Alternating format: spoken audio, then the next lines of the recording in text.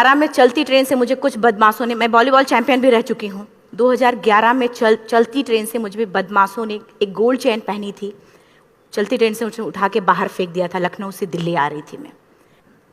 Compartment में बहुत सारे, जनरल कंपार्टमेंट था, बहुत सारे लोग थे, किसी ने मना नहीं किया। एक प्लेयर का जो स्पिरिट होता है वो अपने आप, जब कोई छीनने की कोशिश करता कुछ भी, वो देता नहीं है। तो मेरे में भी था, मैंने मना किया और उन्होंने मुझे चलती ट्रेन से, वो 4-5 थे, उन्होंने बाहर फेंका। दुर्भाग्य ये था कि उसी समय दूसरी ट्रैक से ट्रेन आई और मैं उस ट्रेन में टकराई, फिर नीचे गिरी, दोनों ट्रेनें निकल गईं।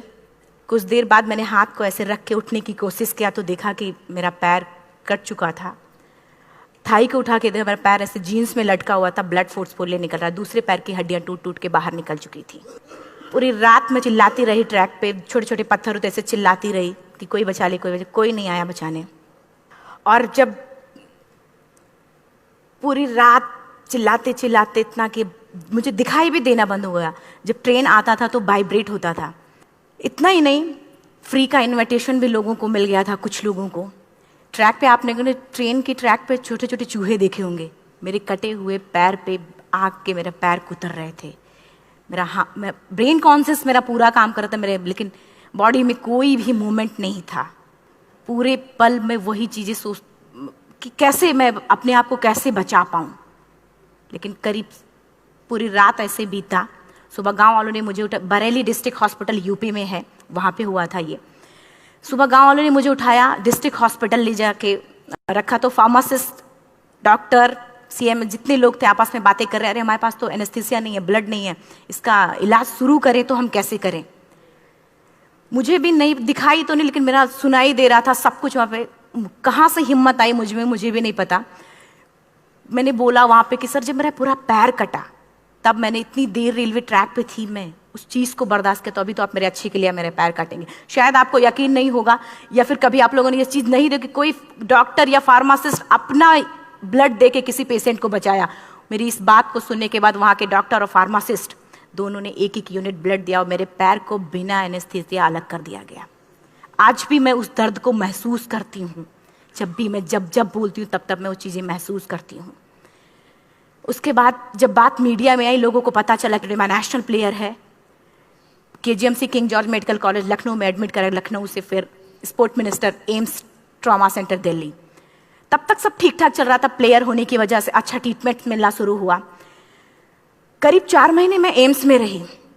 एम्स में रहने के बाद जब मैं थोड़ा ठीक हुई, करीब 25 दिन बाद जब ठीक हुई, न्यूज़पेपर में गोल गोल लिख के आ रहे कि अरुणिमा के पास टिकट नहीं था, अरुणिमा ट्रेन से कूद गई। उसका खंडन किया घर वालों ने, फिर बोला कि अरुणिमा सुसाइड करने गई थी। जिस लड़की का शरीर का एक अंग कट चुका, पूरी जिंदगी का पता नहीं कि व्हील चेयर है, बैसाखी या पता, यहाँ तक कि मेरे स्पाइन में 3 फ्रैक्चर था, मुझे ये भी नहीं पता था कि मैं बेड से उठ भी पाऊंगी कि नहीं। अंदाजा लगाया जा सकता, सिर्फ अंदाजा लगाया जा सकता है कि उसकी दिलो दिमाग पे क्या चल रहा होगा, उस परिवार की क्या स्थिति रही होगी जब जिस परिवार की एक यंग एज लड़की का इस तरीके का सिचुएशन हुआ हो। फिर भी कहते हैं कि जहाँ चाह होती वहाँ राह मिली जाती है। एम्स के हॉस्पिटल के बेड पे मैंने डिसाइड किया, क्योंकि अपनी बातें हम चिल्ला चिल्ला के करें, वो सिस्टम की इतनी हाई लेवल की बातें हो रही थी कि हम एक मध्यम वर्गीय फैमिली से थे, हम अपनी बातें चिल्ला चिल्ला के कह रहे थे, लेकिन कोई नहीं सुन रहा था। लेकिन कहते हैं मैंने अपने दिल, दिमाग, अंतरात्मा से ये चीज़ सोच लिया कि ठीक है, आज आपका दिन है, जितना चाहो बोल लो, एक दिन तो मेरा दिन आने वाला, मैं प्रूफ कर दूंगी कि मैं क्या हूँ, मैं क्या थी, ये मैं प्रूफ कर दूंगी। हॉस्पिटल के बेड पे डिसाइड किया वॉलीबॉल नहीं, लाइफ का सबसे टफ गेम करना है, तब मैंने माउंटेनिंग चुना। जब मैंने माउंटेनिंग कहने और करने में बहुत फ़र्क होता है। जब मैंने माउंटेनिंग की बात सोची और लोगों के सामने, सबसे बड़ी चीज़ थी सही गाइडेंस में ट्रेनिंग लेना, दूसरा स्पॉन्सरशिप। इतना बड़ा एक साथ तो मैंने 40 से 50 लाख मैंने वाकई में कभी नहीं देखे थे पहले। मेरे लिए बहुत बड़ी चीज़ थी वो इकट्ठा कर पाना। जब मैंने लोगों के सामने रखा कि मैं माउंटेनिंग करना चाहती हूँ, एवरेस्ट के लिए मुझे ट्राई करना है, हर किसी ने मुझे बोला कि क्या है, पागल हो चुकी हो क्या, तुम्हारा दिमाग खराब हो चुका, तुम कभी नहीं कर सकती माउंटेनिंग। एक पैर आर्टिफिशियल है, दूसरे में रॉड है, और तुम्हारा दिमाग खराब है, स्पाइन में भी फ्रैक्चर है, तुम पागल होगे, चुपचाप कोई नौकरी करो, जीवन यापन करो। क्योंकि लोगों का सबसे बड़ा प्रॉब्लम ये होता है, लोग फिजिकल देखते, पैरों को मेरी अंतरात्मा में क्या चल रहा था वो तो किसी को पता ही नहीं था। मुझे लगता है कि आज यहाँ पे मैं भी सुबह से देख रही हूँ, इतने अच्छी अच्छी चीज़ें मैंने सीखी यहाँ पे। बहुत बड़े बड़े स्पीकर को शायद आप लोगों ने भी सुना। आज मैं भी आपको यहाँ पे चाहे जितना मोटिवेट करूं, चाहे जितना चीज़ें मैं बताऊं, लेकिन मुझे लगता है सबसे बड़ा मोटिवेटर कौन होता? आप खुद। जिस दिन किसी भी लक्ष्य के प्रति आपकी अंतरात्मा जाग गई, आपको कोई नहीं रोक सकता उस लक्ष्य को पाने में। ये मैं किताब से बातें नहीं बोल रही हूँ, ये मैं एक एक पल मैंने मैं कोई भी किताब की बातें नहीं, एक एक पल आज जो मेरा 26 साल का एक्सपीरियंस है वो मैं बता रही हूँ सिर्फ आपको। उसके बाद किसी तरीके से मैनेज किया मैंने। भाई साहब, मेरा परिवार मेरा बैकबोन था। परिवार ने मुझे, भाई साहब ने मुझे कहा कि मैडम बछेंद्री पाल जिन्होंने 1984 में एवरेस्ट समिट किया, उनसे मिलते हैं, वो जरूर कुछ ना कुछ करेंगे। हॉस्पिटल से निकलने के बाद मेरे राइट लेग में स्टिचेस लगी थी। मैंने डायरेक्टली घर जाने की बजाय, जब लोग ये सोचते कि मुझे अपना जीवन यापन कैसे करना है, जब लोग ये सोचते हैं कि मुझे अपनी ज़िंदगी के, मेरे दिमाग में सिर्फ 2 चीज़ें चल रही थी, मुझे इनका जवाब कैसे देना है और एवरेस्ट समिट कैसे करना है। फर्स्ट तुरंत गए बछेंद्री मैम के पास। जब मिले, मैम ने फर्स्ट टाइम जब मुझे देखा तो उन्होंने कहा, अरुणिमा, उनकी आंखों में आंसू आ गए। उन्होंने बोला, अरुणिमा, तूने ऐसी हालात में एवरेस्ट जैसे दुरूह पहाड़ के बारे में सोचा तो तूने अपने अंदर तो एवरेस्ट फतह कर लिया, अब तो सिर्फ लोगों के लिए। मेरे परिवार को छोड़ के बाहर की पहली ऐसी महिला थी जिन्होंने मुझ पे भरोसा किया था कि हाँ अरुणिमा, तुम कर सकती हो। मेरे लिए वही बहुत बड़ी चीज थी। प्लानिंग भी कर ली, मैम भी मिल गई, सब हो गया। लेकिन जब उतरते हैं फील्ड में तब पता चलता कि हम क्या हैं। रोड हेड से मैं पहुंच गई। मैडम ने कहा कि ठीक है, तुम्हारे कहने, तुम्हारे सोचने से कुछ नहीं होगा अरुणिमा, प्रूफ करो कि कर सकती हो। मैंने कहा बस एक मौका चाहिए मुझे। वाकई में जब मैं माउंटेन में पहुंची, रोड हेड से बेस कैंप लोगों को 2 मिनट लगता था, मुझे 3-3 घंटे लगते थे, क्योंकि मेरे राइट लेग की हड्डियां भी नहीं जुड़ी थी। लेफ्ट मेरा आर्टिफिशियल लग चुका था, लेकिन स्टंप एकदम रेड, उसका मतलब घाव एकदम नए थे। मैं अगर पैर रखती थी तो मेरे पैर से जोर से अगर दबा देती थी तो पैर से मेरे ब्लड आने लगता था। सारे लोग नॉर्मल थे वहाँ पे। हर कोई ये बोलता कि एक पीक के लिए जाते थे तो हर कोई मुझे ये बोलता कि अरुणिमा, तुम धीरे धीरे आओ। मेरे दिमाग में हर बार यही बात चलती थी कि क्या है, मैंने एवरेस्ट का प्लान किया, मैं इनके बराबर भी नहीं चल पा रही हूँ। खुद से संकल्प लिया कि कोई बात नहीं, एक दिन ऐसा आएगा कि मैं इनसे पहले जाऊंगी। और आपको शायद यकीन ना हो, आने वाले 8 महीने बाद पूरा का पूरा वेट उठा के बेस कैंप से साथ निकलते और टॉप पे पहले पहुंचते। ऐसे करके देखते थे कि अरे ये लोग तो पीछे। खुशी होती थी। उससे भी ज़्यादा मुझे खुशी तब होना शुरू हुआ जब वो सारे लोग आके मुझसे ये पूछते, मैडम खाते क्या हो, बता दो। पैर नहीं है फिर भी कैसे चलते हो। उसके बाद पूरा मुझे स्पॉन्सरशिप मिला। मैं जब एवरेस्ट के लिए गई, मेरे लिए सबसे बड़ा, एवरेस्ट की जर्नी में मेरे सबसे बड़ा चैलेंज यही था कि दूसरे को समझा पाना। मैं नहीं समझा पाती कि भाई मैं कर सकती हूँ। जब मैं एवरेस्ट के लिए गई, शेरपा को जब ये बात पता चला कि मेरा प्रोस्थेटिक लेग है, आर्टिफिशियल लेग है दूसरे में रॉड, बोला नहीं ले जा सकता, इसकी वजह से तो मेरी भी जान जाएगी।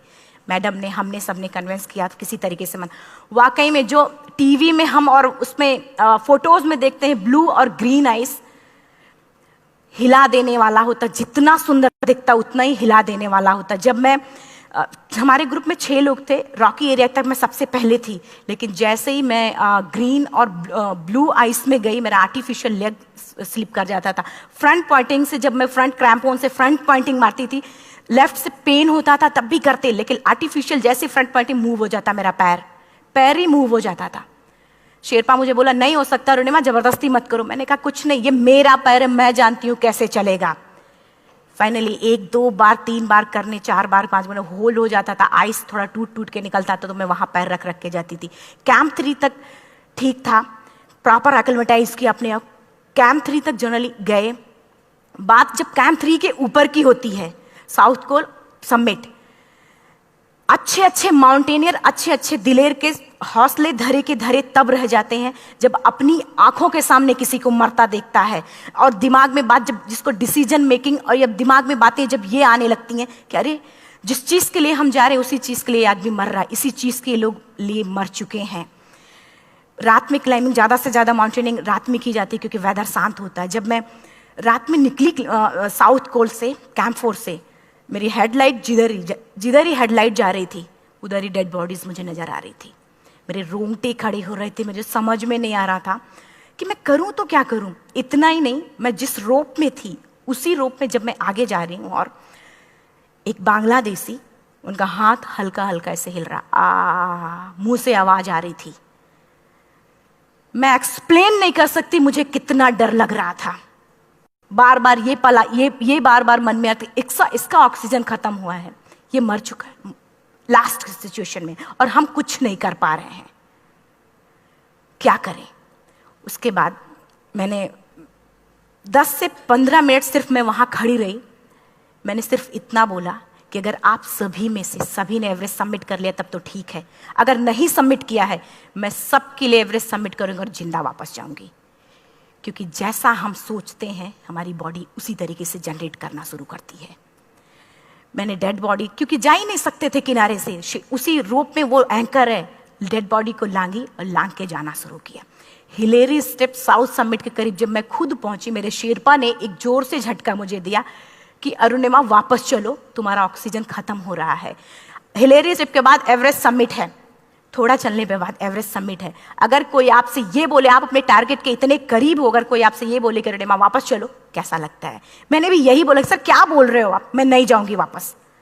बोला अरुणिमा जिंदगी रही, दोबारा ट्राई करना और एवरेस्ट समिट हो जाएगा दोबारा तुम्हारा। मैंने कहा नहीं, ये आप जिंदगी में गोल्ड चांस बार बार नहीं आते, लाइफ में कभी कभी आता है, ये आपके ऊपर आता, आप उसको पकड़ के रखते हो या फिर छोड़ देते हो। मैं अपना गोल्ड चांस कभी नहीं, क्योंकि मैं जानती थी मुझे स्पॉन्सरशिप बहुत मुश्किल से मिला, एक बार अगर मैं छोड़ देती दोबारा मुझे कभी नहीं मिलता। मैं बहुत अच्छी तरीके से जानती थी। मेरा फाइनली मुझे बछेंद्री मैम ने भी एक बार बात समझाई थी, मेरी माँ ने मुझे एक बात बताया था कि लाइफ में कभी कभी सिचुएशन ऐसी आती है जब सिर्फ आप अकेले होते हो, डिसीजन सिर्फ आपको लेना होता है। जहां पे भी होना, खड़े होकर हल्का सा पीछे मुड़कर देखना और ये सोचना कि आप एक एक कदम चल के यहां तक पहुंचे हो, सिर्फ अपना एक कदम आगे बढ़ाना, तुम देखना कुछ देर बाद तुम टॉप पे होगी। मेरे दिमाग में उनकी बातें वीडियो की तरह चल रही थी और सिर्फ एवरेस्ट का टॉप चल रहा था। मैंने शेरपा को पहले कन्विंस करने की कोशिश की कि भाई चल, कुछ नहीं होगा भाई चल। फाइनली जब वो नहीं माना, मैंने एक कदम आगे बढ़ाया, डिसीजन लिया कि नहीं जाना ही जाना है। आगे बढ़े, करीब 1 से 1.5 घंटे बाद मैं टॉप पे थी। और इतना ही नहीं, आज भी मैं जितनी बार बोलती हूं उतनी बार मैं महसूस करती हूं, मेरे रोंगटे खड़े हो जाते हैं, मेरा दोनों हाथ ऊपर करके जोर जोर चिल्लाने का मन कर रहा, कितनी जोर से चिल्लाऊं कि सबको बता दूं कि आज मैं टॉप ऑफ द वर्ल्ड पे हूं। उन लोगों को बता दूं जो लोग ये सोचते हैं, लड़की, दूसरे विकलांग, तीसरे मिडिल क्लास में, जो लोग एक बार हार के फिर दोबारा लड़ना नहीं चाहते, जो लोग हारने के बाद सोचते हैं कि हम दोबारा कुछ कर नहीं सकते, उन लोगों को मैं चिल्ला चिल्ला के टॉप से बताना चाहती थी कि नहीं, आप सब कुछ कर सकते हो। सिर्फ एक सोच की विकलांगता, हैंडीकैप आदमी यहां से होता है, यहां से नहीं। अगर यहां से जो आदमी विकलांग है तो नॉर्मल आदमी भी विकलांग है, जो अगर यहां से विकलांग है। चिल्ला चिल्ला के मैं बताना चाहती थी। मैंने शेरपा से कहा कि आप एक फोटो खींच लो, क्योंकि सारे लोग फोटो, अपना नेशनल फ्लैग का जो वैल्यू होती है ना, वो जो हम कहीं बाहर होते हैं तो पता चलता है। मुझे भी बहुत खुशी हो रही थी, फ्लैग को हग किया और बोला फोटो खींचो। बोला पागल हो गई है, तेरा ऑक्सीजन कभी भी खत्म हो जाएगा, नीचे चल। नहीं, फोटो खींच लो। फोटो खींचा उसने। वो तो अगली बार इतना तेज गुस्सा हुआ, मैंने उसको बोला कि भाई वीडियो भी बना ले। 8848 की हाइट पे ऑक्सीजन खत्म हो रहा है, आज हम भी हंस रहे हैं आप लोगों के साथ क्योंकि यहाँ पूरा ऑक्सीजन है। और 8848 की हाइट पे जब मुझे शेरपा, कोई भी शेरपा को बोलेगा भाई वीडियो बना, तो परेशान हो जाएगा, पागल हो चुकी, क्या तुम मर जाए, यहाँ मैं जा रहा हूं नीचे। मैंने कहा नहीं, कुछ नहीं होगा, आप बनाओ वीडियो। किसी तरीके से मन में 4-5 पेयर बैटरी रख के लेके गई कि डिस्पोजल कैमरा, एक अलग कैमरा, कि मतलब एक नहीं काम करेगा तो दूसरा करेगा, प्रॉपर प्लानिंग से। शायद आप लोग भी सोचो कि वाकई में लड़की को इतना बड़ा रिस्क लेने की क्या जरूरत थी, कि जिंदगी कभी भी जा सकती थी इसकी। लेकिन मैंने वो रिस्क लिया क्यों? क्योंकि मैं चाहती थी, कहीं ना कहीं से मेरे भी दिमाग में ये बात आ चुका था कि मैं जिंदा वापस ना जाऊं। मैं चाहती थी कि अगर मैं जिंदा ना जाऊं तो ये वीडियो मेरे इंडिया, शेरपा से मैंने यही बात बोली, ये वीडियो अगर मैं जिंदा नहीं जाती, ये वीडियो मेरे इंडिया पहुंचा देना, मेरे यूथ तक चला जाएगा। क्योंकि मैं चाहती थी कि 11 अप्रैल 2011 को मेरा एक्सीडेंट हुआ, 21 मई 2013 10:55 पे मैं टॉप ऑफ द वर्ल्ड पे थी। ऑलमोस्ट 1 से 2 साल के अंदर कैसे यहां से मैंने ये चीज, मैंने कभी भी कामयाब होने के मेरी वो जिंदगी बन चुकी थी, मेरा जुनून बन चुका था, मेरा पैशन मेरा जिद बन चुका था। वो मेरा सोते उठते बैठते सिर्फ मुझे एवरेस्ट दिखाई जाए। और मुझे लगता है किसी को भी अगर अपना लक्ष्य पाना है, यहां से अगर वो पागलपन जब तक नहीं आएगा तब तक नहीं होगा। वो फाइनली उसने वीडियो बनाया, बोल रहा फटाफट अरुणिमा नीचे भागो। जब मैं टॉप पे थी तो कुछ लोग और भी थे, लेकिन 10:55 पे मैंने एवरेस्ट समिट 11 बजे के बाद अगर कोई अटेम्प्ट करने की कोशिश करता है उसको सुसाइड अटेम्प्ट बोलते हैं। जैसे ही मैं नीचे चलना शुरू की, मैंने कहा भाई हाँ चल नीचे चलते हैं। ज़्यादा से ज़्यादा मौतें नीचे आते वक्त होती हैं एवरेस्ट पे। जब मैं नीचे आ रही हूँ, थोड़ा दूर ही मैं नीचे चली थी, मेरा ऑक्सीजन पूरी तरीके से खत्म। सिर्फ अंदाजा लगाया सकता कि जब ऑक्सीजन खत्म हुआ क्या परिस्थिति रही होगी। मैं ऐसे नीचे गिर गई और शेरपा मुझे बोला कि अरुणिमा मुझे यकीन नहीं था कि तू एवरेस्ट सबमिट कर पाएगी, लेकिन फिर भी तूने किया। मैं चाहता हूँ कि अरुणिमा जिंदा चल, तू वापस उठ, खड़ी हो। मुझे खड़ा करने की वो कोशिश कर रहा था बार बार, मैं खड़ी नहीं हो पा रही थी, वाकई में दम ही नहीं था। लेकिन फिर भी कहते हैं कि जैसे हमारे नियम होते हैं वैसे ऊपर वाले के भी नियम है। उसकी लिस्ट में जब मेरा नाम नहीं है तो वो मुझे नहीं ले जा सकता। अगर दूसरी चीज, मेरा कॉन्सेप्ट एकदम क्लियर हो चुका था। जब रेलवे ट्रैक पे मैं थी, रेलवे ट्रैक पे 7 घंटे में पड़ी थी, 49 ट्रेन अप डाउन हुई थी, तो मेरा कॉन्सेप्ट एकदम क्लियर हो चुका था। इसका मतलब है कि ऊपर वाले ने अगर मुझे कुछ बचाया है तो कुछ ना कुछ इतिहास रचने के लिए बचाया है। मैंने पॉजिटिव तरीके से सोचा। और उसी समय एक ब्रिटिश क्लाइंबर नीचे से ऊपर आ रहा था और उसके पास 2 ऑक्सीजन, तो उसने एक को वहीं फेंका और दूसरे को लेके नीचे जाना शुरू किया क्योंकि वेदर खराब था। मेरा शेरपा मुझे एंकर किया और जाने लगा नीचे, और वो फटाफट उसको लेके आए, मुझे लगाया। उसने बोला अरुणिमा तू बहुत लकी है कि तुझे यहाँ पे ऑक्सीजन मिला है। वाकई में ऊपर वाला भी चाहता है कि तू जिंदा रहे। वो मुझे बार बार लकी लकी बोल रहा था। शायद आप लोग में से भी कोई होगा कि जो लक और भाग्य जैसी चीज़ों पे भी यकीन करता हो, या पता नहीं भी। मैं किसी की भावनाओं को ठेस नहीं पहुंचाना चाहते, लेकिन मैं इन किसी भी चीज़ों पे भरोसा नहीं करती, क्योंकि मेरा मानना है कि लक भी उसी का साथ देता है जिसके अंदर जीतने का जज्बा है। अगर आपके अंदर जीतने का जज्बा नहीं है, चारों तरफ सिर्फ बहाने होते हैं, सिर्फ बहाने, इतना सारा एक्सक्यूज होता है। शायद मैं भी अगर वापस आ गई होती तो मैं बोल देती मेरा ऑक्सीजन खत्म है, कोई मुझसे पूछने ना बचेंद्री मन, न मेरा परिवार, कोई भी मुझे पूछने नहीं आता। लेकिन क्या कभी मैं अपने आप को समझा पाती? कभी नहीं। फाइनली जो भी था, लक भाग्य किस्मत में नीचे आ रही थी, बहुत खुश थी। माउंटेन, डेड बॉडीज, मेरा शेरपा, ये लोग थे। मैं किसी से शेयर भी नहीं कर पा रही थी कि अरे मैंने एवरेस्ट सबमिट किया, किसी से शेयर भी नहीं कर पा रहे थे। फटाफट मैंने नीचे हील मार के, हमारे से हील मार के नीचे आ रहे थे। एकाएक मेरा प्रोस्थेटिक लेग, पूरा का पूरा लेग ही निकल गया। -60 डिग्री तक टेम्परेचर डाउन हो जाता है एवरेस्ट पे। मेरा हाथ वगैरह ये सब ऐसे मूवमेंट, ऐसे मुड़ नहीं रहा था, ब्लड निकलने लगा था, ये सब यहाँ पे। मुझे शेरपा से मैं बोल रही हूँ कि ऑलरेडी मेरा पैर कटा हुआ है, अगर दिमाग में ये बात है कि मेरा हाथ भी काटना पड़ेगा, कैसा लगेगा मेरा दिमाग? क्योंकि ये ऐसा मूवमेंट, रेड 3 स्टेज होती हैं। रेड मेरा हो चुका था, रेड, ब्लैक, ब्लू, ब्लैक हो तो काटना पड़ेगा। तो बार बार मैं बोल रही हूँ शेरपा से कि भाई हाथ मेरा कुछ हो रहा है, इसमें मूवमेंट नहीं हो रहा है, यहाँ सबसे ब्लड हो। बोला अरुणिमा कुछ नहीं, जितना नीचे जाएंगे उतना अच्छा होगा। प्रोस्थेटिक लेग मेरा निकल चुका है, मैं रुकी हूँ, मेरा ऑक्सीजन चल रहा, बड़े मुश्किल से लक भाग्य किस्मत जो भी था मुझे मिला था। शेरपा मेरे आगे है, लास्ट मोमेंट तक वो मुझे बोलेगा, अगर वो मैं नहीं चलती वो मुझे छोड़ के चला जाए। गलती उसकी भी नहीं होती, क्योंकि वो क्या करे, क्लाइंबर की वजह से या तो अपनी जान वो भी दी, गलती उसकी भी नहीं है। लास्ट में मेरी आंखों से आंसू निकलने लगा। मैंने सोचा क्या करूं अब, रोने अपने आप आंसू ने कहीं ना कहीं से आ ही जाता है। दूसरे पल मुझे समझ में आ गया कि रोने धोने से कुछ नहीं होगा। मैंने आंसू को पोंछा और रोप, जो मेरी रोप थी, रोप को पकड़ा, दूसरे हाथ से आर्टिफिशियल लेग को, पैर को घसीट के चलना शुरू हो गया, क्योंकि मेरे पास यही था। ये तो दूसरा था, गिव अप कर दो ही चीज थी।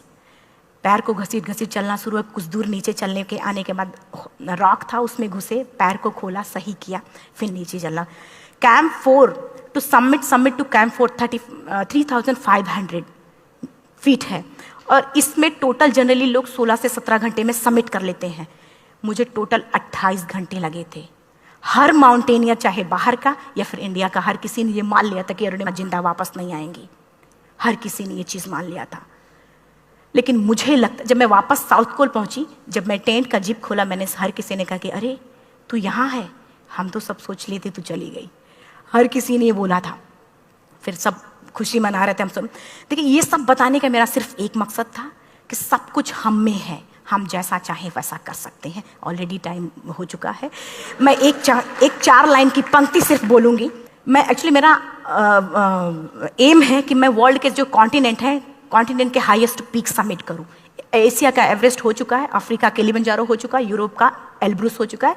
23 नवंबर को मैं जा रही हूँ ऑस्ट्रेलिया हाईएस्ट पीक के लिए। बस आप लोगों की गुड विशेस चाहिए। और 4 लाइन, अभी तो इस बाज की असली उड़ान बाकी है, अभी तो इस बाज की असली उड़ान बाकी है, अभी तो इस परिंदे का इम्तहान बाकी है, अभी अभी मैंने लांघा है समुद्रों को, अभी तो पूरा आसमान बाकी है। Thank you so much, thank you.